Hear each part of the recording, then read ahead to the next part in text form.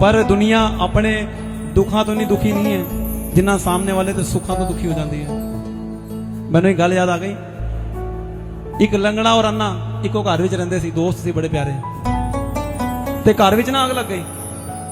हुण आंदे नूं नज़र नहीं आंदा, उहदे कोल पैर सी, लंगड़े दे पैर नहीं सी उहनूं नज़र आंदा सी।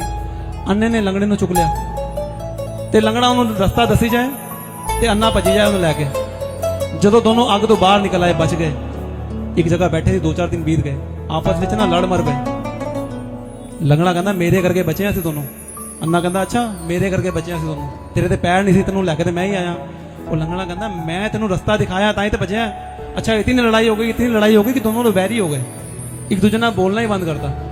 परमात्मा देख रहा सी, तरस आ गया, कहंदा यार अच्छे दोस्त ने, चल मैं इन्हां नूं जाके वरदान दे आना, जो मंगेंगे मैं दे दांगा। हुण परमात्मा अपने लंगड़े कोल गया, कहंदा पुत्र मंग ला जो तू मंगना, मैं तेरे तो बड़ा प्रसन्न हाँ। हुण कायदा ते यह बंदा कि वह लंगड़ा है मंगे कि मैनूं दोनों पैर दे दो। वो इन्ना गुस्से भी सी, कहंदा हे परमात्मा तू मैनूं कुछ दे ना दे, वो अन्ने नूं लंगड़ा भी कर दे। वो बड़ा हैरान होया, कहंदा अपने वास्ते नहीं मंग रहा, इहनूं लोकां उहनूं वेख के कितना दुख हो रहा। कहंदा छड़ इहनूं कुछ नहीं देना। वो चला गया अन्ने कोल, कहंदा तू मंगना कुछ अच्छा जा, मैं तेनों भी दे दांगा। हुण कायदा यही बंदा कि अन्ना है मंगे कि मैनूं अखां दे दे। उन्ना भी गुस्से विच कहंदा परमात्मा मैनूं कुछ दे ना दे, उहनूं अन्ना कर दे लंगड़े नूं। वो बड़ा है सोच रहा सी कि मैनूं बचाउण वाला वो हैगा। ते दुनिया अपने दुखां तो दुखी नहीं है जिन्ना होरां दे सुखां तो दुखी हो जाती है।